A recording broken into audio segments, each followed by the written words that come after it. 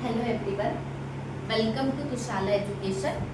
आज हम बायोलॉजी के second chapter reproduction in lower and higher animals में लास्ट टॉपिक को डिस्कस करेंगे, जिसमें हम क्या देखेंगे, placenta, parturition, lactation, reproductive health and sexually transmitted diseases के बारे में आज हम पूरा का पूरा इसमें डिस्कस करेंगे।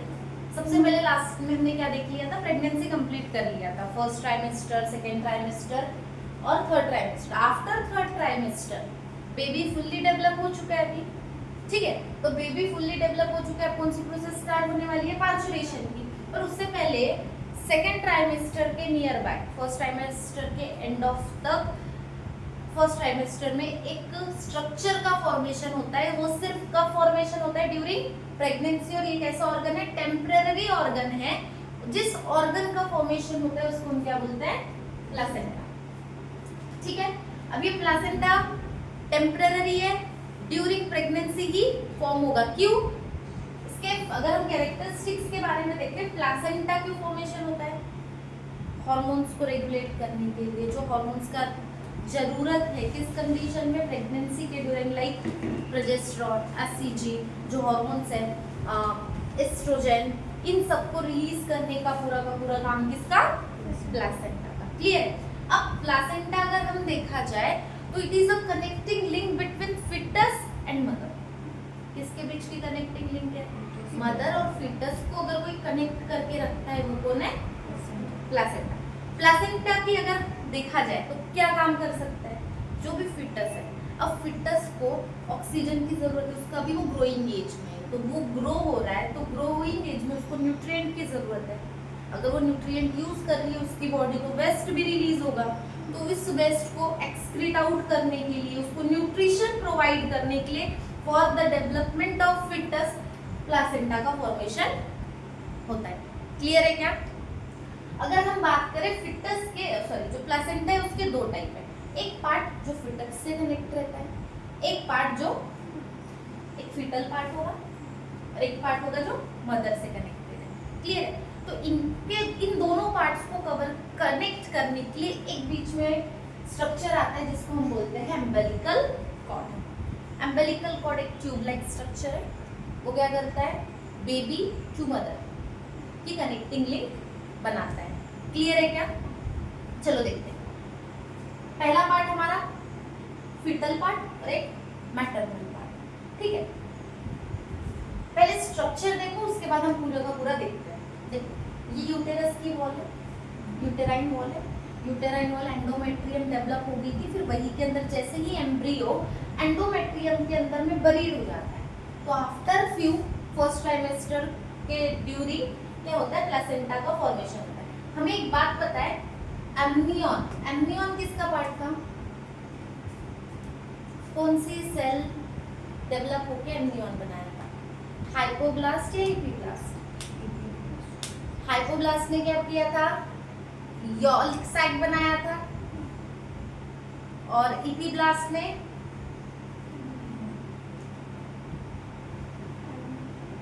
मुझे नहीं पता, तुमसे पूछ रही हूँ, क्या बनाया था पापा? हाइपोब्लास्ट एपिब्लास्ट सेल्स थी, एपिब्लास्ट ने बनाया था ना।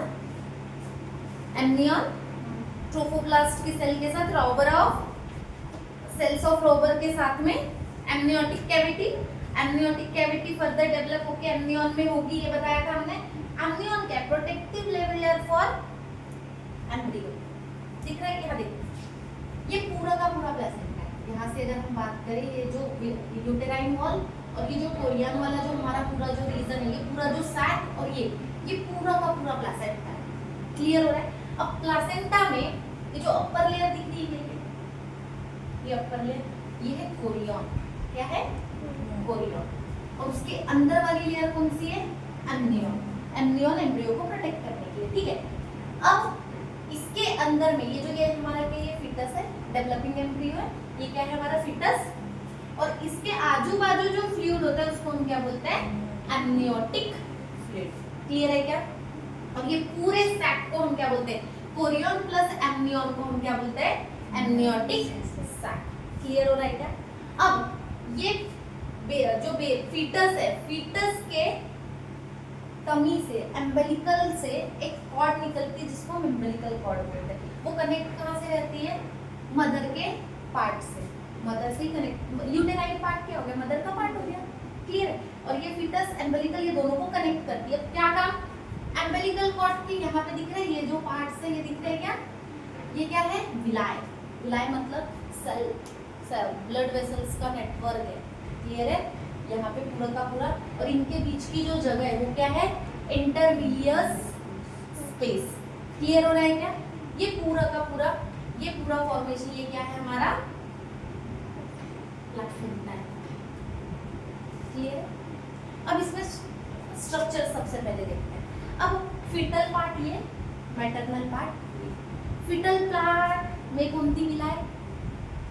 कोरियोनिक विलाय। क्या बोलेंगे फीटल पार्ट को हम? फीटस का जो पार्ट है, फीटल पार्ट, ये क्या है?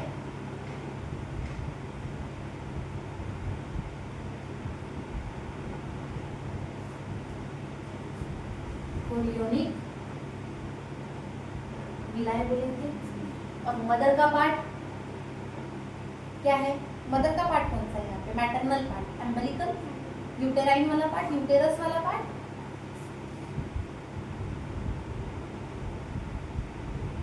मैटरनल। मैटरनल पार्ट क्या हो जाएगा? यूटेराइन वॉल वाला, ये बोल सकते हैं। क्लियर है? इन दोनों को मिलके क्या बनता है? प्लेसेंटा बनता है। क्लियर है? अब सबसे पहली चीज, अगर हम बात करें ह्यूमन प्लेसेंटा की, इसकी ह्यूमन प्लेसेंटा जो होता है वो कैसा होता है? हीमोकॉर्डियल होता है। कैसा होता है?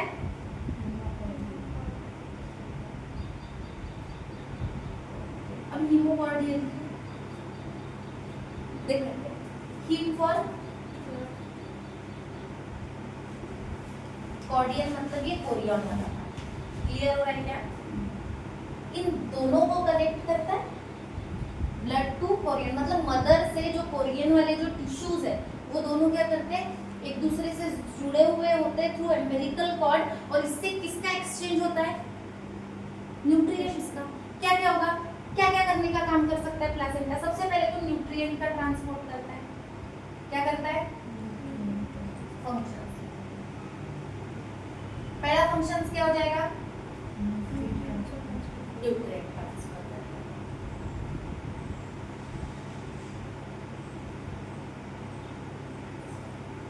है, न्यूट्रिएंट ट्रांसपोर्टेशन का काम करता है, और गैसेस का एक्सचेंज करवाता है। गैस का अब देखो ना, इस डेवलपिंग फीटस को ऑक्सीजन की जरूरत है। वो कौन किससे मिलेगा? मम्मी से, मदर से। मदर से उसको क्या मिला? O2 मिला। अब ऑक्सीजन बच्चे ने यूज किया तो इसके बॉडी में CO2 रिलीज होगा। क्या बनेगा? CO2। अब ये CO2 को इसके बॉडी से एक्सक्रीट आउट भी करवाना है, तो ये CO2 मदर के थ्रू ट्रांसपोर्ट करवाएगा। क्लियर हो रहा है? तो प्लेसेंटा का काम क्या है? गैसेस का एक्सचेंज करवाना, ऑक्सीजन का डिफ्यूजन और CO2 का रिमूवल करवाने का काम भी किसका? प्लेसेंटा का। उसके अलावा एक्सक्रीशन का,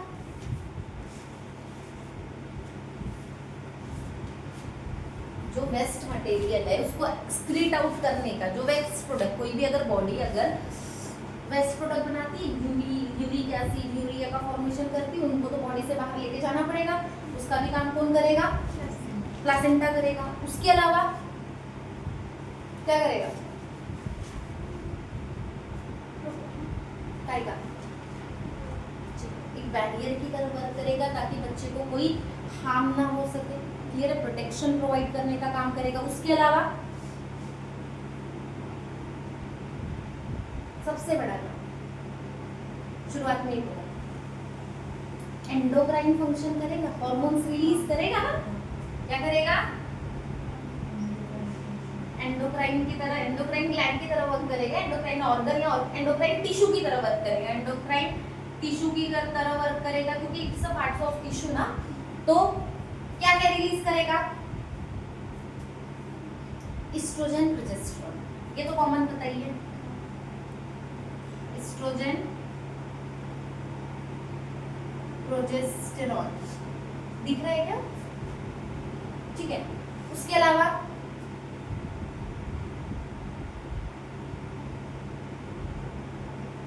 HCG, HC कौन था?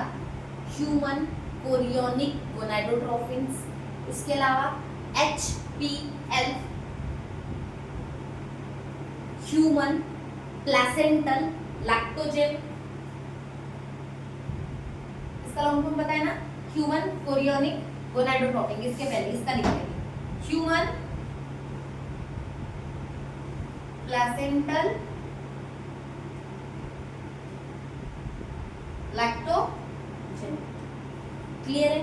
उसके अलावा रिलैक्सिन, पार्चुरेशन के ड्यूरिंग रिलैक्सिन हार्मोन का जरूरत पड़ेगी ना, तो ये सब हार्मोन एंडोक्राइन टिश्यू की तरह कौन वर्क करेगा? ग्लैंड। इसमें कोई डाउट है क्या? पक्का? यहाँ देखो बहुत सारी वॉल्स है, यहाँ पे ना टिश्यू, यहाँ पे वॉल्स है, सब वॉल्स वेसल्स है। क्या है? ये जो वेस्कुलर पार्ट है उसी को बोलते हैं विलाई।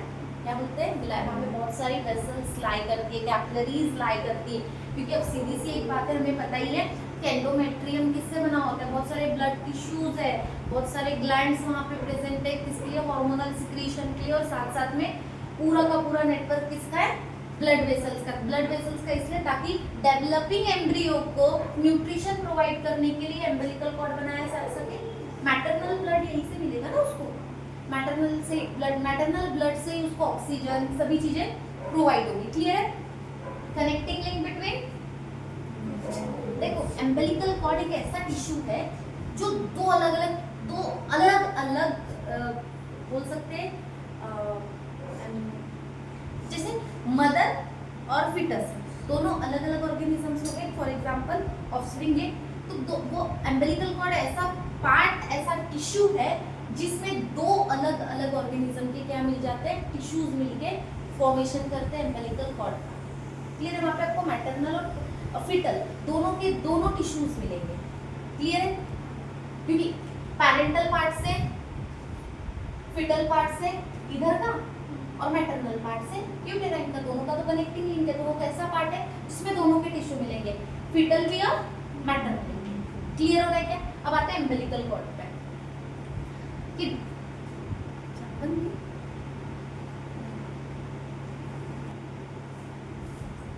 सुनो, हम क्या कहते हैं एम्बिलिकल कॉर्ड के बारे में।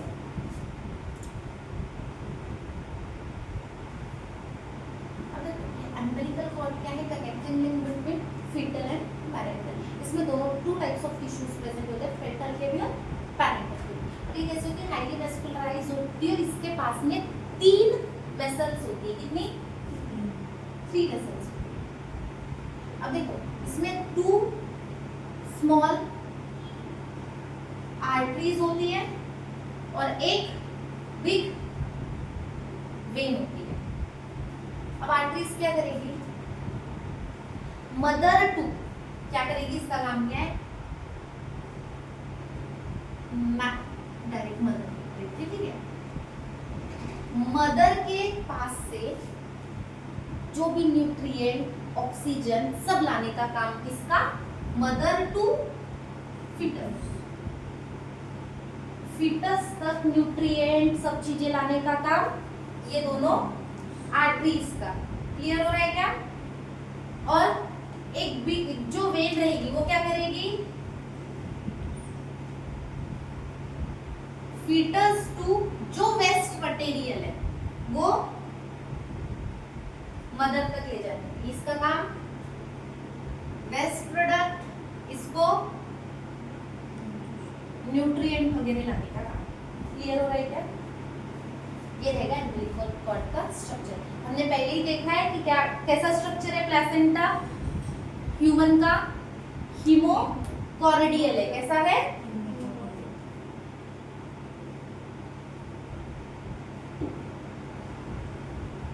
क्यों?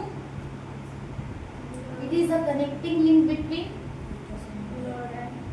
fetal chorion and direct contact with maternal blood. इसके बीच का कनेक्टिंग लिंक फॉर ब्लड होगा। और कॉर्डियल मतलब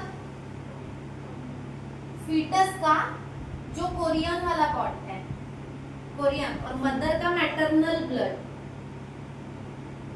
मैटरनल ब्लड, इन दोनों को डायरेक्ट कनेक्ट करने का काम, डायरेक्ट कनेक्ट होते हैं, इसलिए हम क्या बोलते हैं इसको? हीमोकॉर्डियल प्लासेंटा। इसमें ह्यूमंस में क्लियर है क्या? यहाँ तक डन है? पूरी चीजें क्लियर आउट हुई? कैसे होता है प्लासेंटा का स्ट्रक्चर? प्लासेंटा कैसा स्ट्रक्चर है? हाईली वेस्टर्नलाइज्ड स्ट्रक्चर है, टिश्यू से बना हुआ, मतलब क्योंकि उसमें बहुत सारे वेसल्स है ताकि एक्सचेंज हो सके न्यूट्रिएंट का। मेन काम क्या है? प्रोटेक्शन, एंडोक्राइन सिक्रीशंस, उसके अलावा एक्सचेंज ऑफ गैसेस, एक्सक्रीशन करवाने का काम सब किसका? प्लासेंटा का। क्लियर? इवन ऐसे बैरियर भी वर्क करता है। एसटीडी डिसीज पता है ना? एसटीडी सेक्सुअली ट्रांसमिटेड डिसीज, उससे भी बैरियर के लिए, इन्फेक्शन वगैरह ना होने दे, एचआईवी वगैरह का, मतलब उस केस का भी बैरियर का वर्क कौन करता है? प्लासेंटा वर्क करता है। क्लियर है? यहाँ पे डन है? कोई डाउट? पक्का? नेक्स्ट आते हैं पार्चुरेशन। पार्चुरेशन क्या होता है? चाइल्ड बर्थ, बेबी का डिलीवरी, ठीक है, डिलीवरी जिसको नॉर्मली हम बोलते हैं। अब इस कंडीशन में क्या होगा? बहुत सारे इवेंट्स सबके होंगे। क्या होंगे? कैसे कैसे क्या हो सकता है तुम्हारे हिसाब से? सबसे पहले यूटेरस, जो प्लासेंटा, उनका क्या होगा? कॉन्ट्रैक्शन होगा। एब्डोमिनल जो कैविटी हो क्या होगी? कॉन्ट्रैक्ट होगी। कॉन्ट्रैक्शन, उनका बहुत ज्यादा कॉन्ट्रैक्शन होगा। जैसे इवेंट्स हम सबसे पहले देख लेते हैं, सिंपल होगा कैसे? क्या होगा? कॉन्ट्रैक्शन ऑफ एब्डोमिनल कैविटी होगा। एब्डोमिनल कैविटी का क्या होगा? और यूटेरस का हम यूटेराइन वॉल्स बोल सकते हैं। यूटेराइन वॉल्स का क्या होगा? कॉन्ट्रैक्शन होगा। ये कॉन्ट्रैक्शन जैसे ही होगा तो क्या रिलैक्स होगा? सर्विक्स, सर्विक्स क्या होगा? बर्थ कैनल मारते हैं। बर्थ कैनल कहाँ से जाएगा? पहले देखो, uterus, uterus to cervix, cervix to vagina, ठीक है, यही बात रहेगा ना? ठीक है, हम नॉर्मल डिलीवरी की बात करें, हम सिजेरियन की बात नहीं करें, हम नॉर्मल डिलीवरी की बात करें, ठीक है। Contraction of abdominal cavity, uterine wall होगा, रिलैक्स होगा, क्या होगा? सर्विक्स रिलैक्स होगा और डायलेट होगा, डायलेट होगा, क्लियर? डायलेशन होगा। उसके बाद सेम वजाइना भी क्या होगा? इंक्रीज होगा, साइज वॉल्यूम इंक्रीज होगा, मतलब ये भी डायलेट होगा और फिर उसके थ्रू, वजाइना के थ्रू बेबी जो है वो डिलीवर्ड हो जाएगा, बाहर आ जाएगा, क्लियर हो गया? ये इवेंट अब क्या होंगे और इसी इवेंट्स को हम क्या बोलते हैं? लेबर। ये पूरा का पूरा इवेंट क्या है? लेबर है ना। अब ड्यूरिंग कुछ डिस्कम्फर्ट होता है फीमेल को, ऐसा डिस्कम्फर्ट, अगोनी, पेन लाइक स्ट्रक्चर होता है, क्योंकि कॉन्ट्रैक्शन रिलैक्सेशन के कारण क्या होता है? अगोनी होता है, अगोनी या फिर सब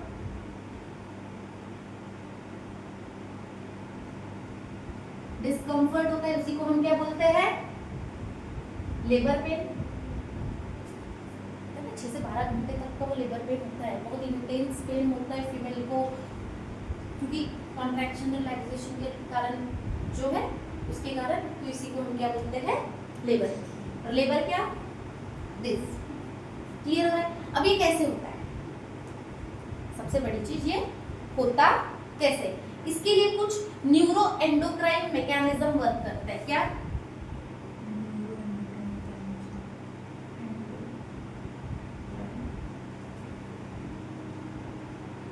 मैकेनिज्म। अब ये है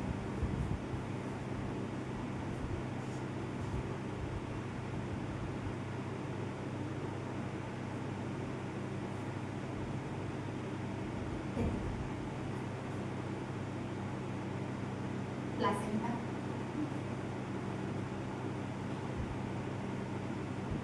फीटस,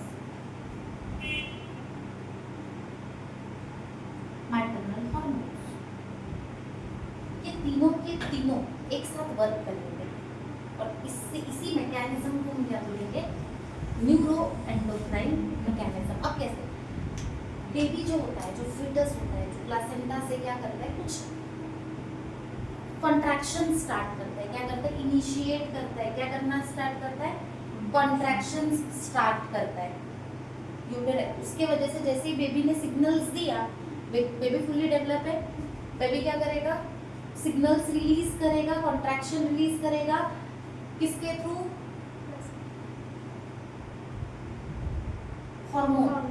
हार्मोन्स के थ्रू, ACTH हार्मोन के थ्रू क्या करेगा, सिग्नल्स देना स्टार्ट करेगा। जैसे सिग्नल देगा, अब ये सिग्नल किसके पास जाएंगे, मदर के यूटेराइन वॉल के पास। यूटेराइन वॉल क्या होगी, जब देखो जब बेबी सिग्नल देगा तो मदर को थोड़ा सा पेन होगा, थोड़ा सा, जब जैसे सिग्नल ट्रांसमिट करेगा उसको हम बोलते हैं फॉल्स लेबर। क्या बोलते हैं, हल्का लेबरिंग, यूटेराइन कॉन्ट्रैक्शन वगैरह होता है, उसको हम क्या बोलते हैं, फॉल्स लेबर। फिर एग्जैक्टली मैटरनल जो हार्मोन्स है, हाइपोथैलेमस जो है, एंडोक्राइन सिस्टम जो है, वो रिलीज करना स्टार्ट करेगा हार्मोन्स लाइक ऑक्सीटोसिन। क्या, ये देखो इसका काम होता है, इसका कौन, कॉन्ट्रैक्शन रिलैक्सेशन का काम है, डायलेट करना, यूटेराइन को हाईली कॉन्ट्रैक्शन करवाना, सर्विक्स को डायलेट करवाना, ठीक है, ये काम रहेगा मैटरनल हार्मोन्स का। जैसे ही ऑक्सीटोसिन रिलीज हुआ, ऑक्सीटोसिन हार्मोन जैसे रिलीज होगा, वैसे ही कॉन्ट्रैक्शन और कॉन्ट्रैक्शन जो है वो यूटेराइन वॉल का बढ़ जाएगा, उसी को हम क्या बोलते हैं, ट्रू लेबर। क्लियर हो रहा है क्या? अब ऑक्सीटोसिन रिलीज हो रहा है, यूटेराइन को कॉन्ट्रैक्शन करवा रहा है, तो पार्चुरेशन है 3 स्टेजेस में डेवलप होगा। पहला डायलेशन, सेकंड एक्सपल्शन स्टेज और थर्ड प्लेसेंटल स्टेज, जहां से प्लेसेंटा पूरी तरीके से बाहर रिमूव हो जाएगा। क्लियर है? सबसे पहला डायलेशन स्टेज लिखा दूं क्या? नेक्स्ट क्या आता है, 3 स्टेजेस, कौन-कौन से, dilation, expulsion and after birth. इन तीनों से शुरू करने से पहले सबसे पहले कुछ हार्मोन्स देख लेते हैं। देखो क्या क्या रिलीज होगा, पहला एक हार्मोन रिलीज होगा ऑक्सीटोसिन। क्या काम करेगा बताया, स्टिमुलेट करेगा यूटेराइन, पावरफुल यूटेराइन कॉन्ट्रैक्शन कराएगा। क्या करेगा, स्टिमुलेट करेगा इसको, यूटेराइन वॉल्स के कॉन्ट्रैक्शन को, ठीक है, वॉल्स कॉन्ट्रैक्शन, ये किसका काम, ठीक है। रिलैक्सिन रिलीज होगा, कौन, रिलैक्सिन हार्मोन रिलीज होगा। इसका काम क्या है, हमारी जो ओवरीज वाला जो रीजन है, सर्विक्स वाला जो रीजन है, उसको सॉफ्ट करेगा। पेल्विक के जो लिगामेंट्स है उसको क्या करेगा, रिलैक्स करवाएगा। किसको, सर्विक्स। ओवरीज के जो लिगामेंट्स है, ओवरीज लिगामेंट्स या फिर पेल्विक के जो लिगामेंट्स है, उनको क्या करवाएगा, सॉफ्टन करवाएगा, मतलब रिलैक्स करवाएगा। क्लियर हो रहा है? उसके बाद प्रोस्टोग्लैंडिन्स है,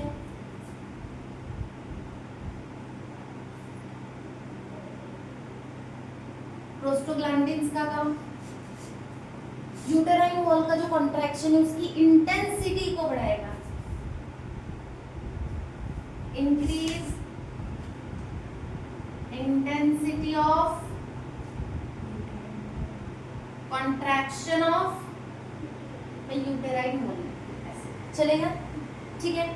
एस्ट्रोजन, अब देखो एस्ट्रोजन और प्रोजेस्टेरोन दोनों का, जब अब ड्यूरिंग पार्चुरेशन, देखो प्रेगनेंसी के लिए इंपॉर्टेंट कौन सा हार्मोन, मेन प्रोजेस्टेरोन। अब इस कंडीशन में क्या होगा, एस्ट्रोजन का लेवल बढ़ेगा और प्रोजेस्टेरोन का लेवल क्या हो जाएगा, अब एस्ट्रोजन और प्रोजेस्टेरोन ये कम होगा और ये बढ़ेगा भी है। एस्ट्रोजन क्या करवाएगा, सेम यूटेरस का कॉन्ट्रैक्शन, और प्रोजेस्टेरोन का काम क्या था,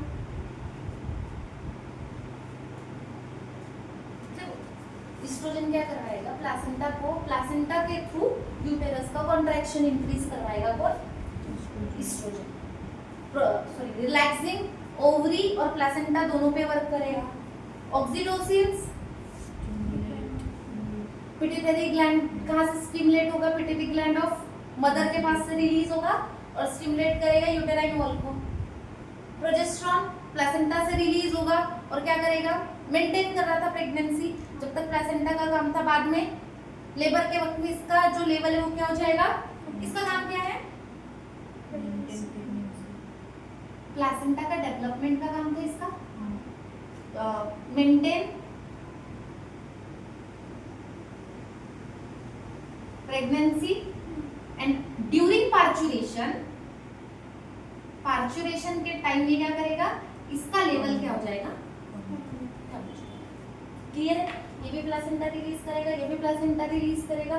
प्रोस्टोग्लैंडिन्स ग्लैंड्स होते हैं यूटेराइन वॉल में, हमने पहले भी पढ़ा। यूटेराइन वॉल में प्रोस्टोग्लैंडिन्स वो सीक्रेट करेगा। ये किसका काम?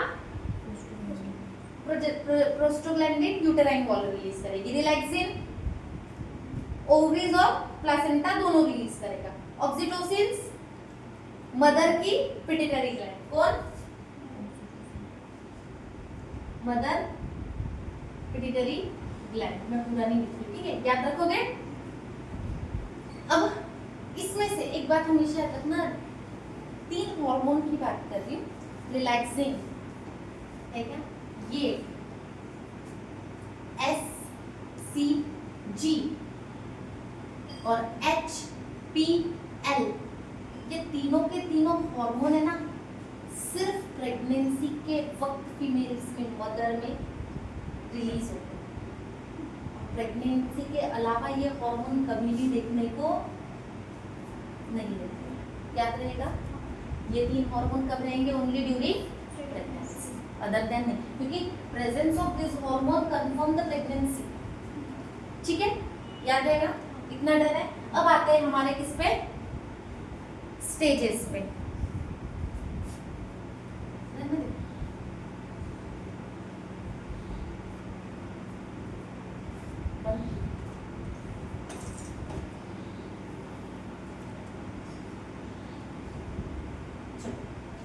अब क्या है हमारा? डायलेशन। वर्ड सुनो, डायलेशन। स्टेज 1 क्या है? डायलेशन। डायलेशन मतलब डायलेट, इंक्रीज, साइज क्या होना? इंक्रीज होना। डायलेट होगा, अब देखो यूटेराइन कॉन्ट्रैक्शन होगा। यूटेराइन कॉन्ट्रैक्शन हुआ तो सर्विक्स, रिलैक्सिन हार्मोन क्या करेगा? सर्विक्स को सॉफ्ट करेगा और क्या करेगा? डायलेट करवाएगा। धीरे धीरे क्या करवाएगा? डायलेट करेगा। जैसे सर्विक्स डायलेट होगा तो जो अब डिपेंड कैसे करेगा डायलेटिंग स्टेज में। इस पर थोड़ा सा स्ट्रक्चर बना लिया, देखो ये प्लेसेंटा है, सर्विक्स का रीजन ऐसे ही है, समझ रहे हो? ज्यादा बड़ा बना नहीं है, ठीक है। ये प्लेसेंटा है, ये बेबी का हेड, ठीक है, ये समझ रहा है? हेड के थ्रू ही बाहर आएगा, क्योंकि पैरों की तरफ आ सकता है तो बेबी के हाथ वगैरह अटक सकते हैं। तो मोस्टली कंडीशन देखो, एक बात याद रखना, नॉर्मल डिलीवरी में ज्यादातर जो होता है पैरों की तरफ से भी बहुत रेयर होता है, बट मोस्टली कहाँ से प्रेफर किया जाता है? Through head. क्यों? क्योंकि अगर बच्चा हेड की तरफ से आएगा तो सीधा बच्चा बाहर निकल सकता है, बट अगर पैरों की तरफ से आएगा तो जब उसको खींचेंगे बाहर तो हाथ फंस सकते हैं ना, समझ रहे हो? तो मोस्टली जो इस कंडीशन में, जब ऐसी कंडीशन होती है बेबी का उल्टा वगैरह होता है तो उस कंडीशन में सिजेरियन करवाया जाता है, ठीक है। बट मोस्टली जब नॉर्मल डिलीवरी हो रही है तो क्या करवाएंगे? थ्रू हेड के थ्रू, ठीक है। तो सबसे पहले हेड, जैसे ही डायलेशन स्टेज स्टार्ट होगी, ये जो सर्विक्स का जो रीजन है ये छोटा था, अब ये डायलेट हो जाएगा, समझ रहे हो? इस तरीके से ये डायलेट हो जाएगा, सर्विक्स डायलेट होगा तो हेड बाहर आएगा, समझ रहे हो? तो डायलेशन स्टेज में क्या होगा? यूटेराइन, माइल्ड यूटेराइन कॉन्ट्रैक्शन होगा। सर्विक्स का रीजन, जो सर्विक्स डायलेट होगा और ओपन हो जाएगा, किसके लिए? फीटस को पास करने के लिए, मतलब बर्थ कैनल बनाएगा, ठीक है। और ये जो ड्यूरेशन रहेगा वो कितने घंटे का रहेगा? 6 to 12 आवर्स का। इस कंडीशन में फीमेल को कितना होता है? पेन होता है, हाँ 24-24 घंटे का भी कभी ये पीरियड चले जाता है, पेन हो रहा है नहीं क्या? तो ये डायलेशन पीरियड इतने देर तक जा सकता है। और इस कंडीशन में क्या होगा? जो एमनियोटिक सैक है कोरियन और एमनियन जो है, जो एमनियोटिक सैक बनाता है वो क्या हो जाएगा, रप्चर हो जाएगा। क्या होगा इस कंडीशन में, एमनियोटिक सैक क्या होगा, रप्चर हो जाएगा। और जैसे ये रप्चर होगा तो यहाँ से वाटर जो फ्लूइड है वो ब्रेक होना स्टार्ट हो जाएगा, क्योंकि फीमेल्स को पता कैसे चलता है कि लेबर पेन स्टार्ट हो गया।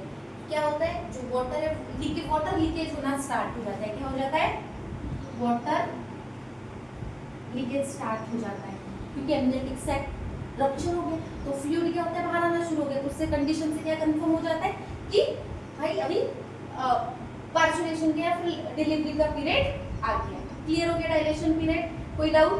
अब क्या है, एक्सपल्शन स्टेज। एक्सपल्शन स्टेज में क्या आएगा, बर्थ कैनल में एंटर करेगा, मतलब वजाइना, सर्विक्स टू वजाइना में आएगा। और ये कितना रहेगा, 20 मिनट्स टू 1 आवर का पीरियड रहेगा। ये कितना, 20 मिनट्स टू 1 आवर। अब इसमें क्या बनाएगा, बर्थ कैनल बनाएगा। अब ये क्या आएगा, ये सर्विक्स में बेबी एंटर करेगा, यही से डिलीवरी, ठीक है। और सर्विक्स टू ये वजाइना वाले रीजन में, ठीक है, हेड बाहर आएगा, ठीक है। और ये एक्सपल्शन स्टेज में बेबी क्या आ जाएगा, मदर के वम्ब से बाहर, कहाँ, बर्थ कैनल से बाहर, वजाइना से भी बाहर। ड्यूरेशन, और यही क्या रहेगा, एंड ऑफ डिलीवरी। बेबी मतलब बेबी फुल्ली मदर की बॉडी से बाहर आ चुका है। क्लियर हो रहा है? ये एक्सपल्शन स्टेज में रहेगा कितना, 20 to 1 आवर का ड्यूरेशन रहेगा। बेबी बर्थ कैनल के थ्रू, वजाइना के थ्रू बाहर, मतलब एनवायरमेंट में आ चुका है। क्लियर हो गया? अब बेबी फिटस नहीं रहा, अब बेबी फिटस नहीं रहा, अब क्या हो जाएगा, बेबी न्यूबॉर्न। क्लियर हो रहा है? अब लास्ट क्या है, आफ्टर बर्थ। जैसे ही बेबी बाहर निकला, अब यहाँ पे प्लेसेंटा का पार्ट यूटेराइन वॉल से कनेक्ट है, अम्बिलिकल कॉर्ड है, यहाँ से अम्बिलिकल कॉर्ड बच्चे से तो कनेक्ट ही है ना, ये तो अंदर पार्ट है ना रे बाबा, ये अम्बिलिकल कॉर्ड। और ये हमारा बेबी, इसका पार्ट तो कनेक्ट है। तो क्या किया जाता है, बिटवीन 1 to 3 इंच के ऐसे डिस्टेंस में क्या किया जाता है, यहाँ पे क्लिप लगाई जाती है, इसको कट किया जाता है। फीमेल यहाँ से भी सेम क्लिप्स लगाई जाती है, मिडल से कट किया जाता है, और मदर से बच्चे को क्या किया जाता है, अलग किया जाता है। क्लियर हो गया? ठीक है। फिर ये जितना भी जो ये प्लासेंटा का जितना भी पार्ट है, आफ्टर बर्थ यहाँ से पूरा रिमूव करके यूटेरस से बाहर निकाला जाता है। क्लियर है? ये पूरा का पूरा जो ड्यूरेशन रहेगा, ये कितने का रहेगा, 10 to 30 मिनट्स। इसके लिए कितना टाइम, 10 to 30 मिनट्स। कोई डाउट? पक्का? पूरी तरीके से फाइटल मेम्ब्रेन में पूरा प्लासेंटा को मदर के वम्ब से, मतलब यूटेरस से पूरा बाहर निकालने की प्रोसेस। इस कंडीशन में ब्लड वेसल से ब्लड लॉस होता है, बहुत ज़्यादा ब्लड लॉस होता है, फीमेल को एक्सेस ब्लीडिंग रहती है और काफ़ी दिनों तक रहती है। ठीक है, जो ब्लीड होता है वो काफ़ी दिनों तक होता है, जैसा मेंस्ट्रुअल फ्लो होता है ना, सेम वैसे ही यहाँ पे कंटिन्यूसली फ्लो रहता है। ठीक है, डिपेंड करता है किसको, उसका पीरियड 10 to 15 डेज या उससे ज़्यादा। ठीक है, तो ये पूरा का पूरा क्या है, पार्चुरेशन। कितनी स्टेज में, डायलेशन, एक्सपल्शन है आफ्टर। इसमें डायलेट हुआ, सर्विक्स का रीजन बढ़ा और एमनियोटिक सैक ब्रेक। एक्सपल्शन में 20 to 1 आवर का पीरियड है, बच्चा बर्थ कैनल के थ्रू बाहर, मतलब सर्विक्स टू वजाइना, वजाइना से बाहर। एक्सपल्शन स्टेज में बच्चे का हेड देखने लग जाता है। ठीक है, आफ्टर बर्थ 10 to 30 मिनट्स पूरा का पूरा प्लेसेंटा को रिमूव करना। इसी में हम क्या करते हैं, क्लिप्स लगा के अम्बिलिकल कॉर्ड को भी कट करते हैं। मतलब अब ये लास्ट क्या है, अब मदर के ऊपर डिपेंड नहीं है बेबी। अम्बिलिकल कॉर्ड जब तक कनेक्ट था तब तक बेबी मदर से कनेक्ट था। जैसे अम्बिलिकल कॉर्ड कट, दोनों एक सेपरेटली सर्वाइव कर सकते हैं। क्लियर हो रहा है? फिर पूरा का पूरा प्लेसेंटा बाहर रिमूव। ये पूरा का पूरा period parturition minimum 6 to 12 hours लगते हैं ये पूरे पीरियड को। क्लियर? यहाँ तक हम डिलीवरी तक अगर हम पूरी बात करें, और इस कंडीशन में क्या होता है, बहुत इंटेंस पेन होता है फीमेल को। क्लियर हो रहा है? डन। अब क्या था, लैक्टेशन। सुनो, अब लैक्टेशन क्या होता है, लैक्टेशन में शुरू होगा प्रोडक्शन ऑफ मिल्क। किसका? Production of milk secretion of milk bye mammary glands. Mammary glands के हमने स्ट्रक्चर भी देखा था। अब मेमरी ग्लैंड्स क्या होंगे, डेवलप होंगे, मेमरी ग्लैंड्स एक्टिव होंगे और एक्टिव होने के बाद क्या सीक्रेट होगा, मिल्क का प्रोडक्शन और सिक्रीशन स्टार्ट होगा। क्या होगा लैक्टेशन में, कैसी फेज है जहां पे मिल्क का प्रोडक्शन होगा, प्रोडक्शन एंड सिक्रीशन किसके through, by memory gland. Clear? अब मेमरी ग्लैंड के थ्रू, अब इसमें बहुत सारे हार्मोन्स का यूज है। सबसे पहला प्रोलैक्टिन, किसका,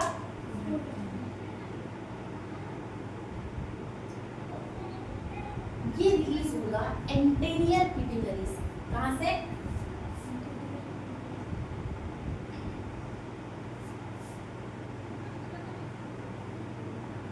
एंटेरियर पिट्यूटरी जो ग्लैंड है वहां से रिलीज होगा और इसका काम क्या है, स्टिमुलेट करना मिल्क के प्रोडक्शन। क्या करता है ये, स्टिमुलेट मिल्क प्रोडक्शन। ठीक है, उसके अलावा ऑक्सीटोसिन था, क्या करेगा ऑक्सीटोसिन, मिल्क को इजेक्शन के लिए काम आएगा, मेमोरी ग्लैंड के ऊपर एक्ट करेगा और रिफ्लेक्स एक्शन, मतलब भाई बेबी रिफ्लेक्स एक्शन को वर्क करेगा किसके, मिल्क प्रोडक्शन के, सिक्रीट करने का काम, इजेक्शन का काम कौन करेगा, ऑक्सीटोसिन। यहाँ लिख लो, ejection of, release posterior pituitary, posterior pituitary. Clear है, इससे रिलीज होगा कौन, ऑक्सीटोसिन। क्लियर है, क्या काम करेगा, इजेक्शन ऑफ मिल्क। देखो रिफ्लेक्स एक्शन की तरह, डाउन रिफ्लेक्शन की तरह वर्क करते हैं। जैसे कब मिल्क प्रोड्यूस होता है, जैसे बेबी माउथ निप्पल पे रखता है तो उस वजह से रिफ्लेक्स एक्शन वर्क करके ऑक्सीटोसिन मदर के पिट्यूटरी, पोस्टीरियर पिट्यूटरी को कमांड देता है कि भाई अभी जो मिल्क का प्रोडक्शन हुआ है, प्रोलैक्टिन ने प्रोड्यूस किया, मेमोरी ग्लैंड को एक्टिव किया, मिल्क का प्रोडक्शन स्टार्ट हो गया। जैसे ही बेबी का माउथ मदर के निप्पल से टच होता है तो वैसे ही क्या एक्शन किसके पास जाता है, पोस्टीरियर पिट्यूटरी को, और पोस्टीरियर पिट्यूटरी उस रिफ्लेक्स को एक्शन करके इजेक्शन, मिल्क का मतलब मिल्क इजेक्ट करता है। क्लियर है, इतना डन है। नेक्स्ट और कौन सा हार्मोन था, एस्ट्रोजन एंड प्रोजेस्टेरोन भी थे।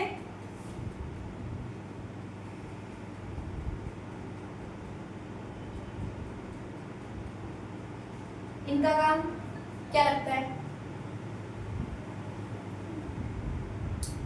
ड्यूरिंग प्रेगनेंसी मेमोरी ग्लैंड को डेवलप कराना, और एक्चुअल मिल्क का प्रोडक्शन तो आफ्टर प्रेगनेंसी होता है ना, पर एस्ट्रोजन एंड प्रोजेस्टेरोन क्या करवाते हैं,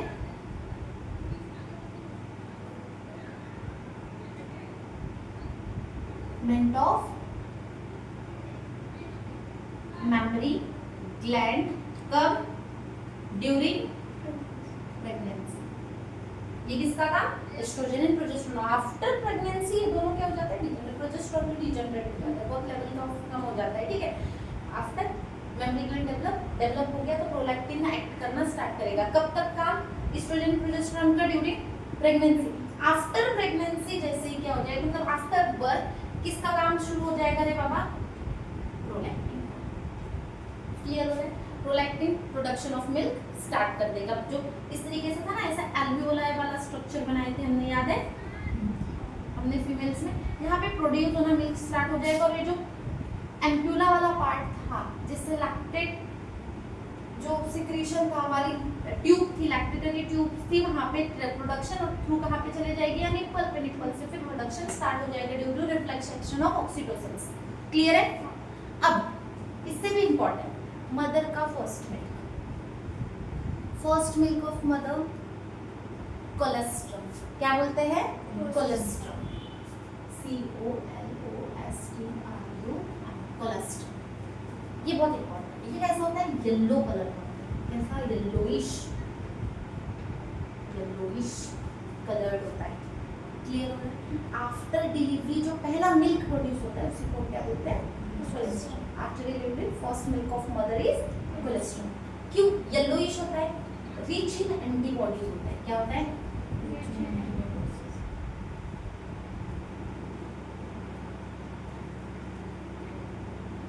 IgA, इम्यूनोग्लोबिन ए किसमें होता है? IgA। रिच सबसे ज्यादा क्या होता है इसमें? IgA एंटीबॉडीज होती है। क्या नाम? इम्यूनोग्लोबिन ए।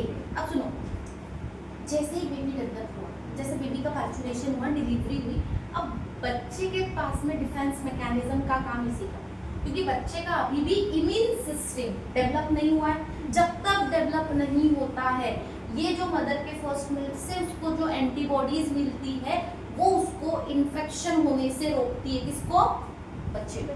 क्लियर है? इसलिए बोला जाता है कि मदर का फर्स्ट मिल्क हमेशा बच्चों को पिलाना चाहिए ताकि उसको एंटीबॉडीज मिले, वो इन्फेक्शन से बच जाए। क्लियर है? इसके अलावा इसमें क्या होता है? Rich in protein and lactose. क्या क्या होता है? प्रोटीन होता है, लैक्टोज शुगर होती है, उसके अलावा ये इसमें लो फैट होता है। कोलेस्ट्रॉल कैसा है? लो फैट कंटेनिंग है। क्लियर है? और इसका काम बहुत ज्यादा यूजफुल है न्यूबॉर्न के लिए। न्यूबॉर्न में क्या करेगा? पैसिव इम्यूनिटी का डेवलपमेंट करेगा। क्या देगा बच्चों को? पैसिव इम्यूनिटी प्रोवाइड करेगा न्यूबॉर्न्स को। किसको? न्यूबॉर्न। इसलिए ये देना बहुत ज्यादा इम्पोर्टेंट है। इसलिए बोला जाता है ना कि मदर का मिल्क 6 मंथ तक बच्चे के लिए सफिशिएंट है। बच्चे को चाहिए क्या? प्रोटीन मिल रहा है, लैक्टोज मिल रहा है, एंटीबॉडीज मिल रही है, उसमें कुछ अमाउंट में फैट भी होता है। बच्चे के डेवलपमेंट के लिए जितनी भी चीजें की नीड है, मदर का मिल्क उसके लिए सफिशिएंट है। वाटर चाहिए, वो भी है। क्लियर है? तो सभी चीजें मदर के मिल्क, इसलिए 6 मंथ तक बच्चों का अदर देन फीड नहीं करवाना चाहिए बोला जाता है, क्योंकि बच्चे का पूरी तरीके से डेवलपमेंट इतना ये हुआ नहीं है कि वो अदर देन चीज़ों को ले सके। आफ्टर 6 मंथ बच्चों को देते, क्योंकि वो मतलब पूरी तरीके से डेवलप हो गए उसके ऑर्गन, ताकि अदर चीज़ों को रिस्पॉन्स कर सकते हैं। क्लियर है?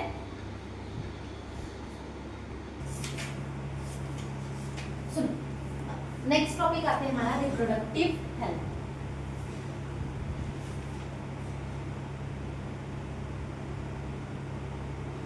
अब ये क्या है? Reproductive health. रिप्रोडक्टिव हेल्थ में देखो, पर्सन क्या, किसकी बात करें? हेल्थ की बात करें। तो हेल्थ में हमारा क्या कहते हैं? मेंटल हेल्थ है, फिजिकल हेल्थ है, सोशल हेल्थ है। ठीक है, सोशल भी, अब रिस्पॉन्सिबिलिटी भी है ना सोशली। इसमें क्या है? ओवरऑल हेल्थ हमारी किस किस कौन कौन सी? Physical, mental and social wellbeing.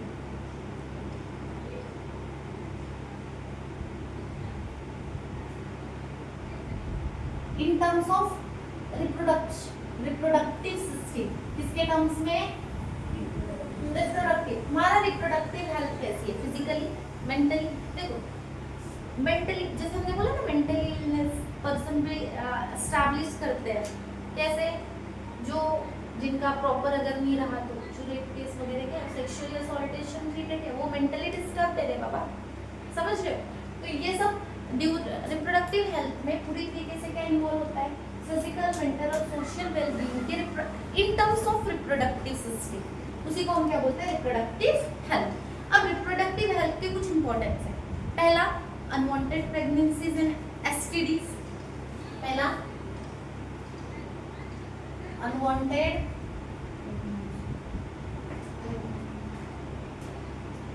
And STDs मतलब प्रिवेंट करना। पहला क्या? अनवांटेड प्रेगनेंसी और एसटीडी को प्रिवेंट करना। एसटीडी सेक्सुअली ट्रांसमिटेड डिसीज, इनको प्रिवेंट करने का पहला। Second, maternal and infant health, mother की मैटरनल एंड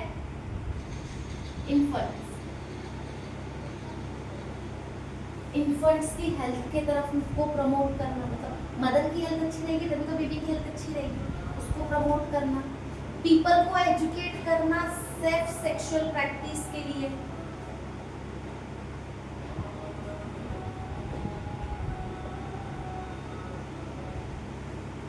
पीपल को एजुकेट करना किसके लिए, मतलब सिर्फ सेक्सुअल प्रैक्टिस के लिए।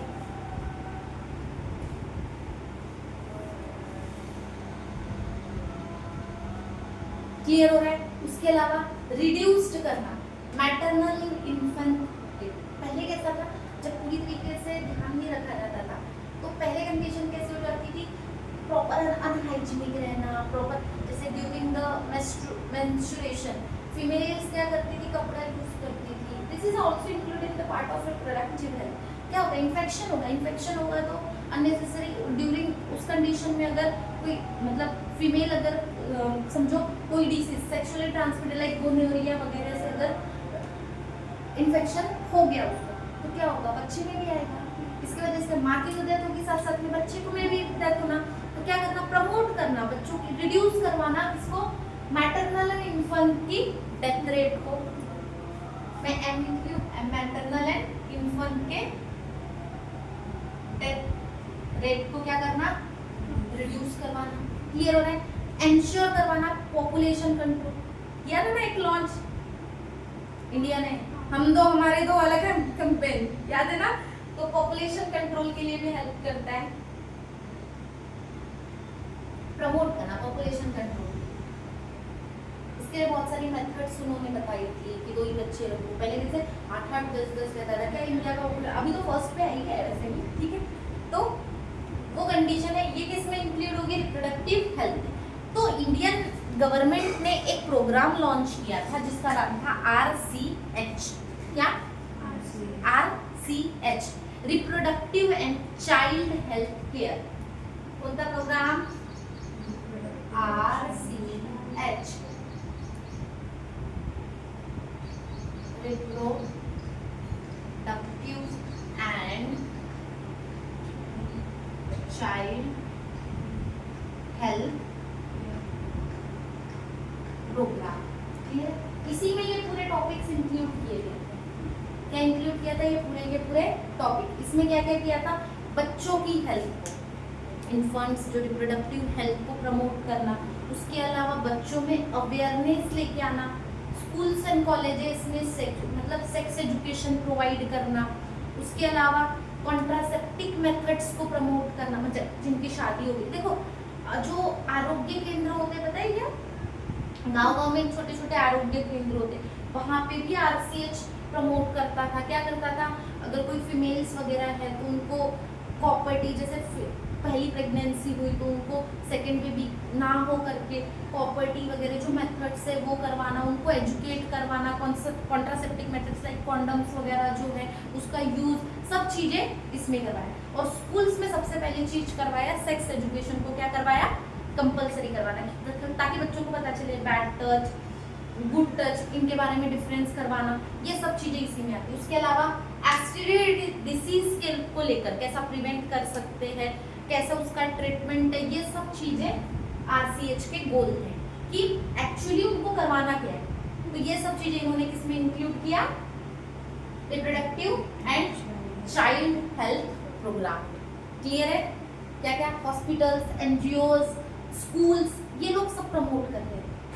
अलग अलग देखो ना, NGOs वाले भी आते हैं और एक जगह पे लाके सब चीज़ों को एक्सप्लेन करते हैं। स्कूल्स में भी तुम्हारे साथ में बहुत बार हुआ होगा, कोई बाहर से लोग आते थे और तुमको पूरा गाइडेंस देते थे, good touch, bad touch, even females को अलग ले जाके फिर उनको इसके बारे में, मेंस्ट्रुअल फ्लो कैसे यूज करना है, सब चीज़ें जो अवेयर करवाते हैं। पूरा अंडर किसके आता है, और ये प्रोग्राम लॉन्च किया था इंडियन गवर्नमेंट। क्लियर है, डन। यही हमारा था RH, रिप्रोडक्टिव हेल्थ।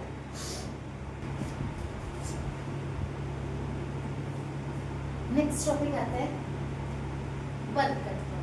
मतलब बर्थ कंट्रोल, इंडियन पॉपुलेशन पता है इतनी बढ़ गई थी, बढ़ रही है, तो उसको कंट्रोल करने के लिए गवर्नमेंट ने बहुत सारे, मतलब बर्थ कंट्रोल बच्चा ना हो करके उसके लिए बहुत सारे क्या है मैकेनिज्म्स, मतलब अगर बात की जाए मेथड्स उन्होंने दिए। पहली मेथड उनमें टेम्परेरी मेथड और एक थी परमानेंट।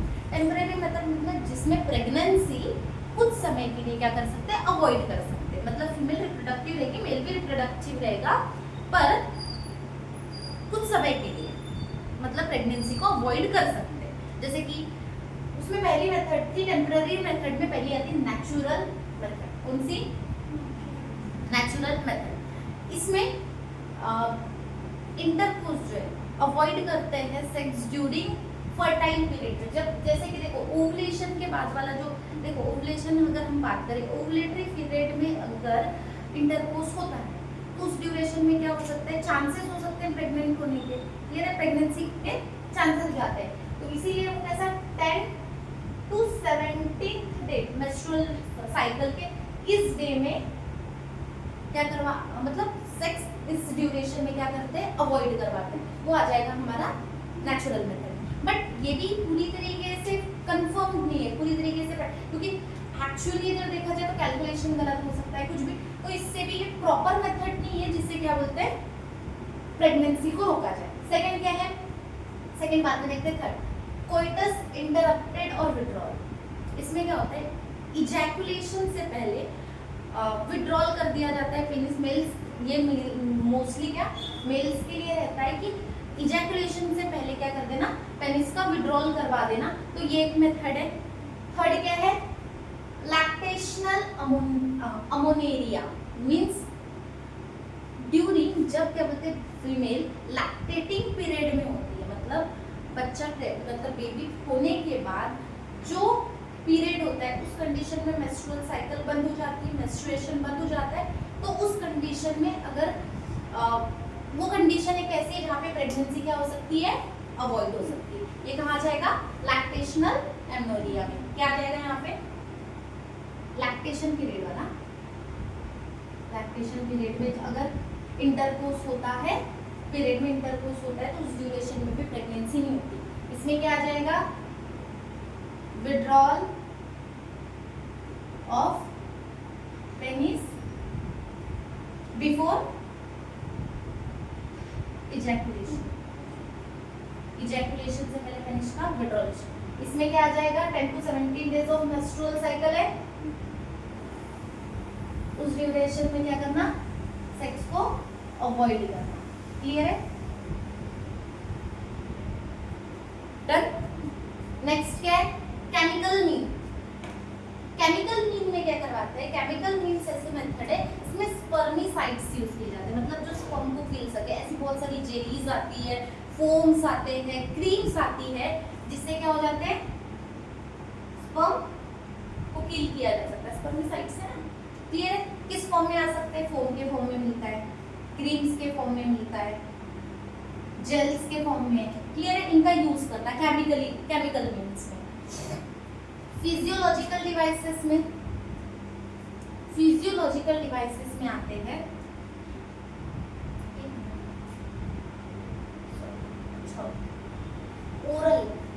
ओरल पील्स और ओरल मेडिसिन्स।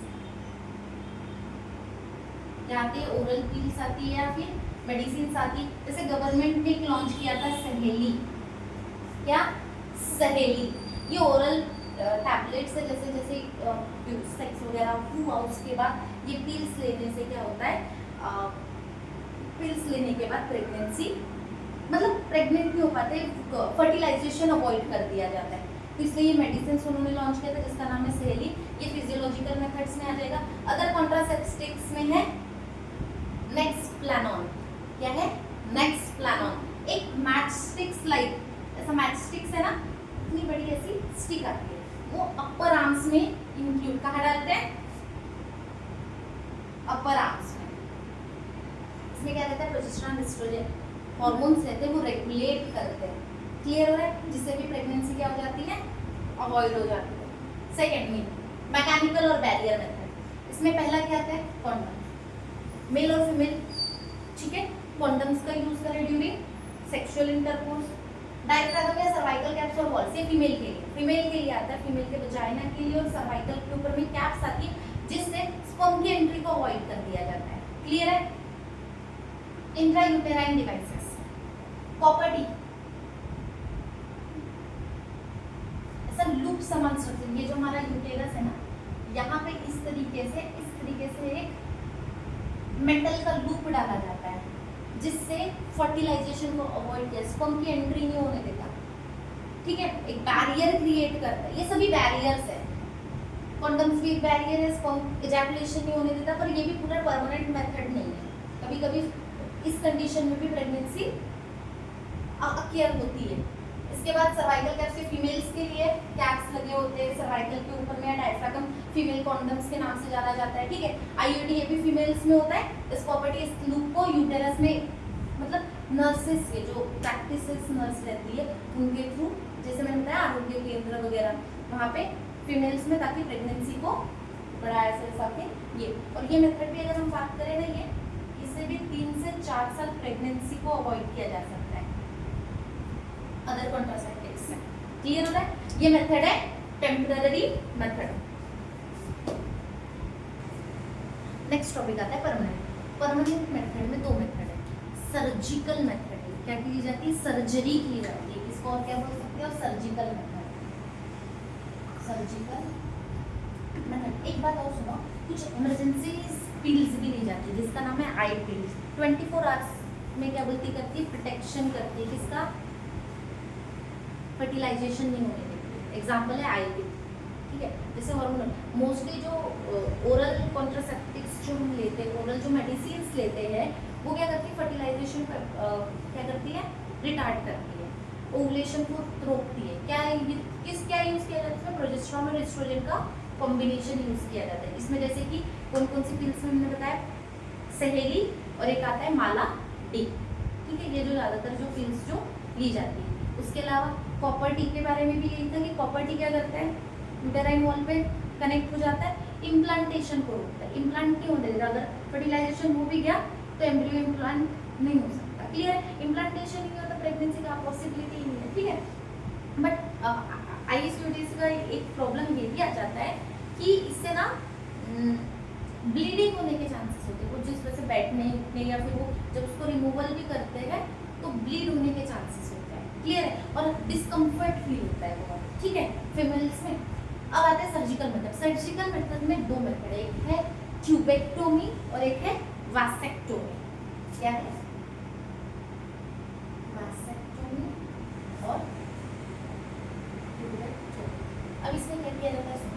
वासेक्टोमी में क्या जाता है? जो वैसा डिफरेंस, वैसा डिफरेंस है ना, वैसा डिफरेंस बस थोड़ा सा बता दें। इस वजह से ऐसे याद आ रहा है,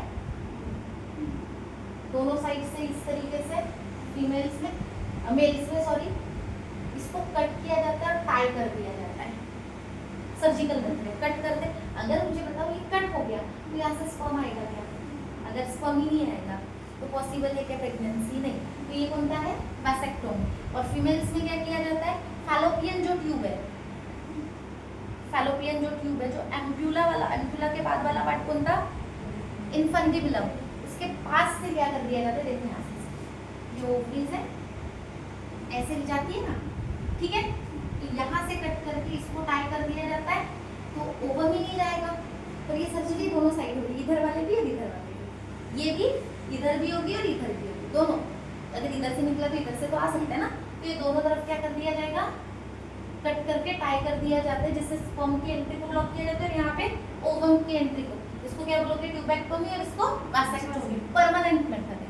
बट अभी कंडीशन ऐसी कि अगर फ्यूचर में अगर करवाना है, मतलब प्रेगनेंसी चाहिए, तो इसको ओपन करके भी बाद में प्रेगनेंसी मेंटेन की जा सकती है। परमानेंट जरूर है बट अभी तो ऐसा है कि इसको मतलब टाई को ओपन करके फिर से सर्जरी करवा के पॉसिबिलिटी होती है।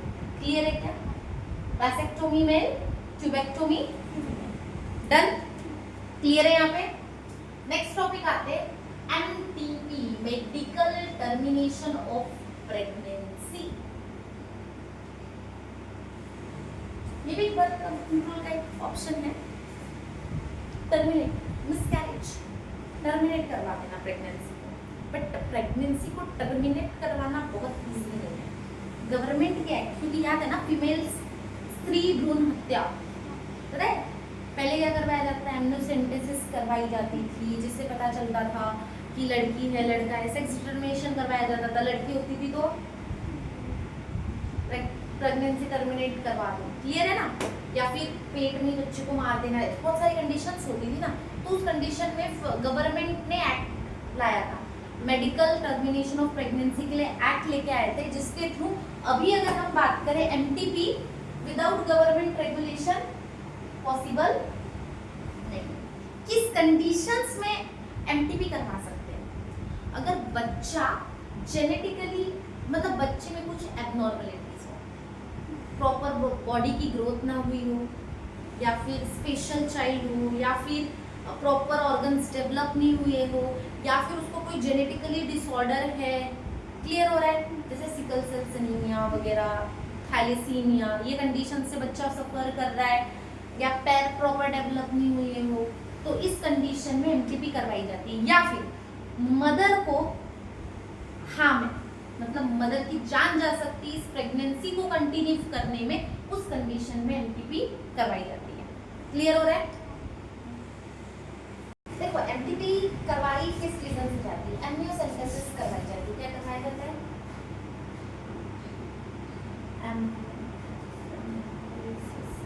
अब ये क्या है? एमनाइटिक फ्लूइड पता है ना?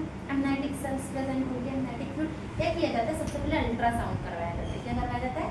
अल्ट्रासाउंड। सोनोग्राफी हुआ, सोनोग्राफी के बाद एक नीडल से फिटस के एमनाइटिकल जो फ्लूइड है वहां से कुछ सेल्स को नीडल से एक्सट्रैक्ट किया जाता है। ठीक है, फिर उसको प्रॉपर टेस्ट ट्यूब में लेके पूरा क्या किया जाता है? एग्जामाइन करवाया जाता है। अगर एग्जामाइन में अगर कुछ डिसऑर्डर्स वगैरह आते हैं, फॉर एग्जांपल कुछ भी प्रॉब्लम वगैरह आती है, जैसे जेनेटिकली डिसऑर्डर्ड है किसी को, या प्रॉपर डेवलपमेंट नहीं हो रहा है, या एमनियोटिक फ्लूइड बहुत कम है, ये सब कंडीशंस वहाँ पे चेक की जाती है। उस कंडीशन में फिर एमटीपी करवाई जाती है।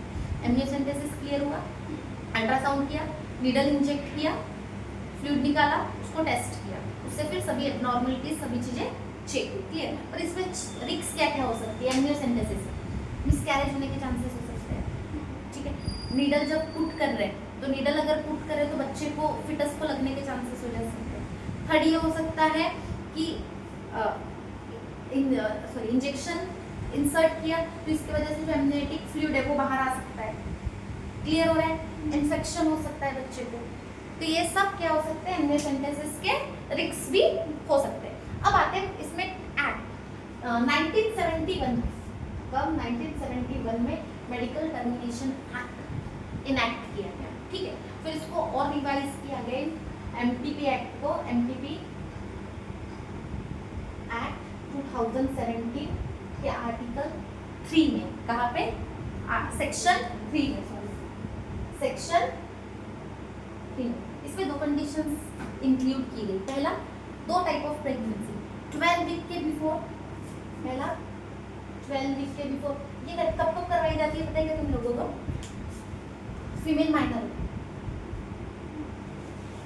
रेप के कंडीशन में, अगर सेक्सुअली असॉल्ट हुई है फीमेल और अगर वो प्रेग्नेंट हो गई है, उस कंडीशन में भी एमटीपी करवाने मतलब मेडिकल टर्मिनेशन का एक्ट लगता है। इसके अलावा सेकेंड, बच्चा या मदर, बच्चा एबनॉर्मल हो, उसको जेनेटिकल डिसऑर्डर्स हो, या फिर फीमेल को प्रॉब्लम हो, वो भी कब?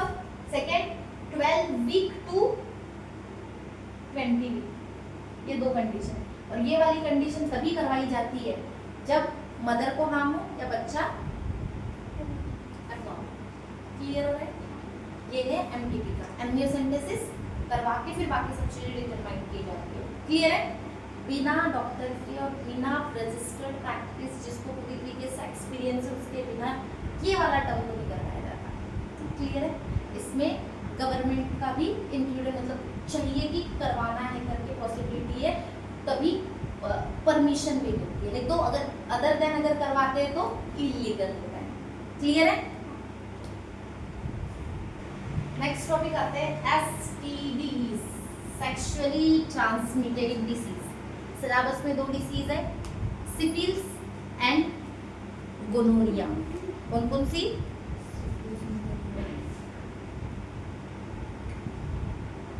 सिफिलिस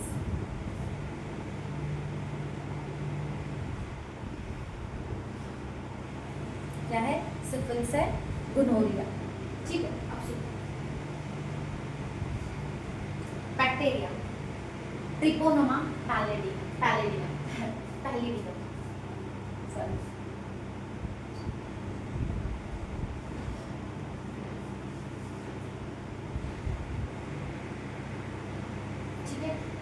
सिफिलिस कॉज होता है। क्या होता है? सिफिलिस। सेक्सुअली ट्रांसमिटेड डिसीज मतलब क्या होता है? सबसे पहले ड्यूरिंग सेक्सुअल इंटरकोर्स अगर जो डिसीज ट्रांसफर होती है male to female, female to male, तो उसको बोला जाता है सेक्सुअली ट्रांसमिटेड डिसीज। ठीक है, मोस्टली ये कैसी होती है? बहुत ज़्यादा मतलब हार्मफुल होती है, इतना कि मतलब कभी कभी डेथ की सिचुएशन तक भी जाती है। ठीक है, अब इसके अलावा इन दो डिसीज के अलावा भी एक डिसीज है जो डेथ कॉजिंग, स्पेशली जिसके ऊपर में फिलहाल में तो ट्रीटमेंट उतना अवेलेबल नहीं, इट्स HIV, एड्स। एड्स भी कैसी है?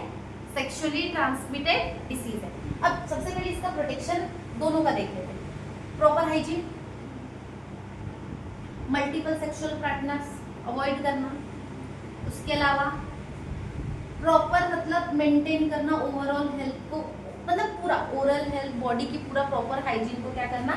मेंटेन करना। मेन चीज इसमें ये है। इफ अगर किसी पर्सन को फॉर एग्जांपल डिसीज है तो उस कंडीशन में सेफेस्ट मेथड्स का यूज करते हैं, लाइक कॉन्डम्स वगैरह, ये जो है मतलब प्रिवेंशन करवाना, जैसे कॉन्ट्रासेप्टिक्स का यूज करना। क्लियर?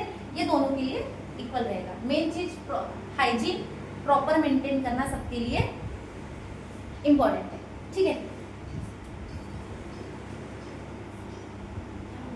हाँ पहले सिफिलिस ले। सिफिलिस मोस्टली जो अफेक्ट करता है वो पूरा का पूरा जेनाइटल रीजन, रेक्टल रीजन, इस रीजन में ज्यादातर म्यूकस मेम्ब्रेन जो प्रेजेंट होती है उसको अफेक्ट करता है। कहाँ? सिफिलिस में। कौन से? म्यूकस मेम्ब्रेन ऑफ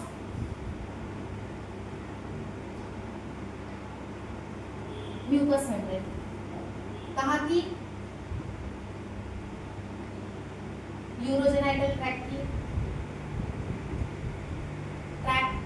उसके अलावा रेक्टल रीजन, रेक्टम, एनएस वाला जो पार्ट है वो रेक्टम रीजन में यहाँ पे अफेक्ट करता है। क्लियर हो रहा है? इसमें कंडीशन अगर ये ज्यादा अगर बढ़ जाती है तो रैशेस आती है। इसके सिम्टम्स कैसे दिखेंगे? रैशेस दिखेंगे, मतलब ऐसे अंदर रेड रेड रेड रेड बहुत ज़्यादा, पस वगैरह की कंडीशंस आती है। और ज़्यादा अगर ये बढ़ जाए तो पैरालिसिस वाली कंडीशन को भी डेवलप करता है।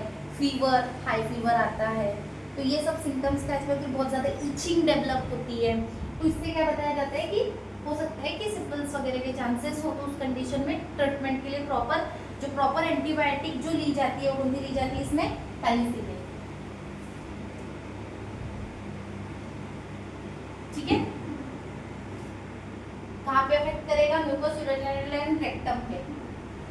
Antibiotic penicillin. और कंडीशन क्या क्या सिम्टम्स डेवलप हो सकते हैं? लेशंस, प्राइमरी लेशंस, मतलब इसे रैशेस वगैरह के डेवलप हो सकते हैं। रैशेस में पस वगैरह आ सकता है। उसके अलावा अगर देखेंगे ज़्यादातर जो जेनेटेरिया की जो स्किन वगैरह जो है, जो जॉइंट्स वगैरह, फीवर मतलब ज़्यादातर रेड रेड लाइंस वहाँ पे दिखेगी। उसके अलावा फीवर आएगा। उसके अलावा जॉइंट, हेयर लॉस, और ज़्यादा अगर कंडीशन बढ़ जाए तो पैरालिसिस के चांसेस हो जाएंगे। कि इसमें syphilis cause by Treponema pallidum. Clear है? सोर्स पता है? सोर्स मतलब ऐसे मतलब घाव बनते हैं और उसके ऊपर में फ्लूइड जमा हो जाता है, ऐसे सोर्स, उनको सोर्स बोला जाता है। ठीक है, वो ये कंडीशन किसमें आती है?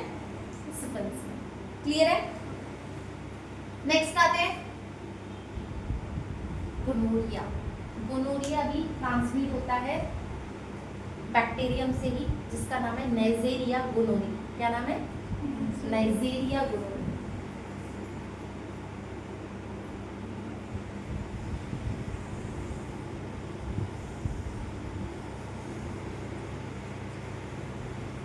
ठीक है,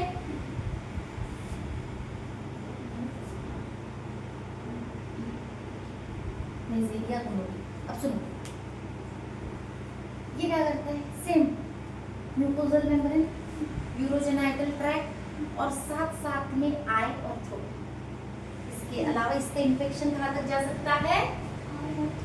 आई पे भी जा सकता है और थ्रोट पे भी जा सकता है। ठीक है, अब इस कंडीशन में मेल्स की अगर बात करें तो मेल्स का जो यूरोजेनिटल ट्रैक है वो पूरी तरीके से ब्लॉक हो जाता है, पस निकलता है, ठीक है। तो ये कंडीशन किसमें होगी? मेल्स में। फीमेल्स में जो होती है, फीमेल्स में भी पूरा यूरोजेनिटल ट्रैक पूरा क्या हो जाता है, मतलब इन्फेक्शंस होते हैं, लेशंस आते हैं, रैशेस डेवलप होते हैं, पस रिलीज होता है, इचिंग सेंसेशंस होती है, क्लियर है। अगर फीमेल अगर प्रेग्नेंट है उस कंडीशन में तो ये बच्चों को ये डिसीज क्या होती है, ट्रांसफर हो जाती है। ग्लोनोकल ऑप्थेल्मिया, आंखों में प्रॉब्लम आती है, दिखना वगैरह जो प्रॉपर है ना, वो प्रॉब्लम होती है किसमें, अगर मदर प्रेग्नेंट और मदर इज सफरिंग फ्रॉम निजेरिया गोनोरी, मतलब गोनोरिया से सफर कर रही है। फीमेल्स में स्टेरिलिटी भी आ सकती है, समझ रहे हो। तो ये सब कंडीशन जाएगी गोनोरिया की। इसके लिए जो मेडिसिन ली जाती है वो ली जाती है सफिक्सिन, एंटीबायोटिक है दोनों की दोनों।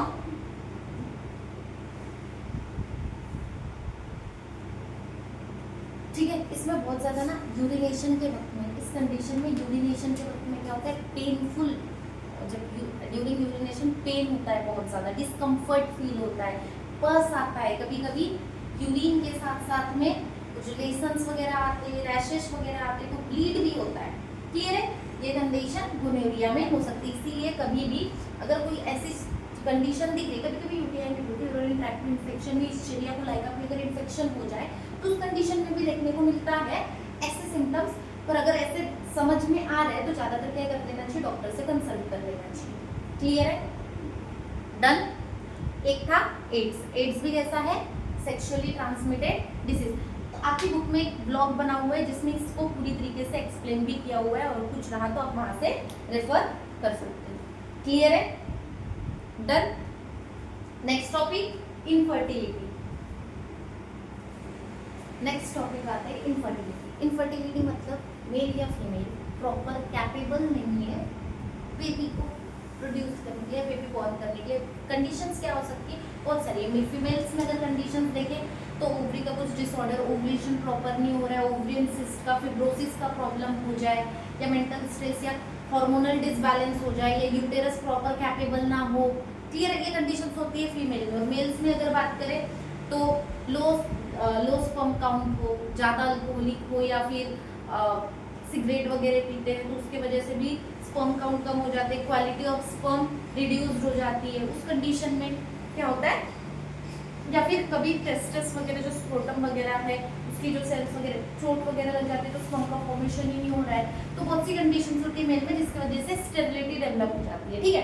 तो इस कंडीशन में दो मेथड्स, हम डिफरेंट मेथड्स का यूज करते हैं जो आती है हमारी, ये दी है। पहला क्या, आईवीएफ। आईवीएफ में क्या किया जाता है, इन विट्रो फर्टिलाइजेशन।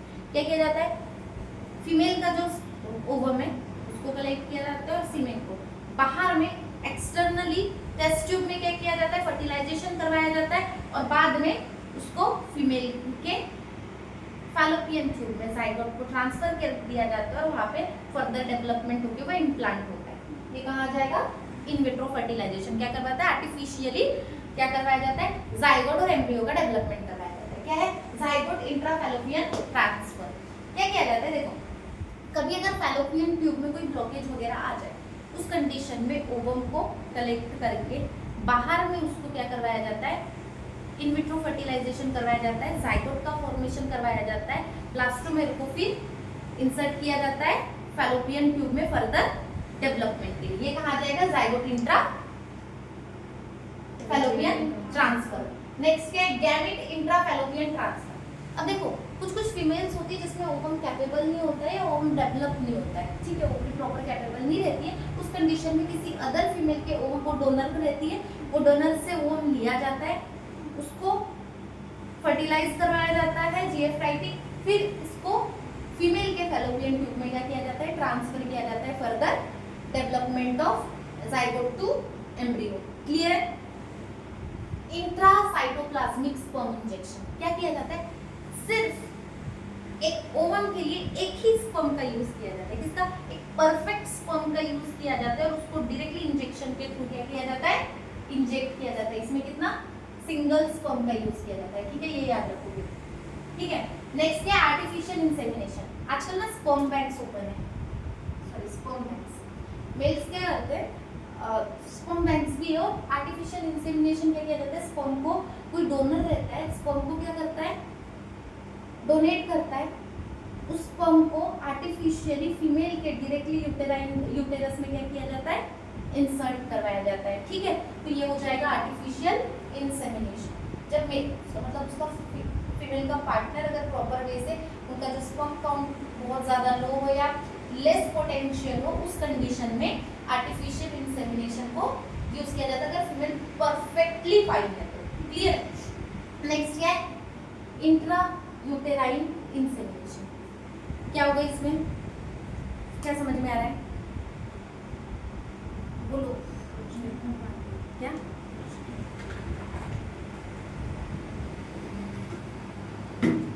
फीमेल के यूटेरस में सीमेंट का इंसेमिनेशन करवाया जाता है during the day of ovulation. इसमें क्या होगा, इसमें भी सेम है, क्या करवाया जाता है आर्टिफिशियल इंसेमिनेशन करवाया जाता है इसमें, पर कब करवाया जाता है ओवुलेशन के टाइम पे यूटेरस में क्या करवाया जाता है इंसेमिनेशन करवाया जाता है। क्लियर है। Next sperm bank. Sperm bank क्या है, देखो एक कहता है ना आजकल लाइफस्टाइल ऐसी हो गई है कि मेल्स मतलब मोस्टली जो शादियां हो रही है वो कैसी हो रही है आफ्टर 30, बट स्पर्म काउंट जो बात की जाए या स्पर्म की क्वालिटी की अगर बात की जाए वो 21 तो जो 30 वाला जो एज है उसमें प्रॉपर होती है। तो आजकल क्या करवाते हैं जो स्पर्म बैंक्स ओपन है, इवन फीमेल के लिए भी ओवम फ्रीज करवाने वाली भी टेक्निक है, पर वो costly as compare to insemination जो स्पर्म बैंक के कंपैरिजन में स्पर्म को स्टोर करके। ये स्पर्म बैंक्स में क्या होता है जो मेल्स वगैरह स्पर्म को स्टोर करके रखते हैं फर्दर बाद में उसका यूज करके, मतलब एक प्रॉपर हेल्दी बेबी के लिए, तो ऐसे स्पर्म बैंक्स बनाए गए। वैसे ही ना एम्पेलिकल कॉर्ड के लिए भी बैंक्स हैं, एम्पेलिकल ब्लड और एम्पेलिकल कॉर्ड को प्रिजर्व करने के लिए, ठीक है। सिर्फ नेक्स्ट क्या रहती है स्पर्म बैंक्स में, क्या करेंगे स्पर्म को जैसे ब्लड बैंक में ब्लड को स्टोर करके रखते हैं, वैसे स्पर्म बैंक में स्पर्म को स्टोर करके रखते हैं। नेक्स्ट एडॉप्शन, सबसे अच्छा अनाथ बच्चों को गोद लेना। इट्स अ, क्योंकि एक तो उस बच्चे को भी एक फैमिली मिल जाती है और जो मतलब जो कपल है उनको भी एक बेबी मिल जाता है। ये लास्ट है किसके लिए, इनफर्टिलिटी के लिए। क्लियर है, पूरी मेथड्स डन है, पक्का, कोई डाउट। यहीं पे जो आपका चैप्टर है वो क्या होता है एंड होता है।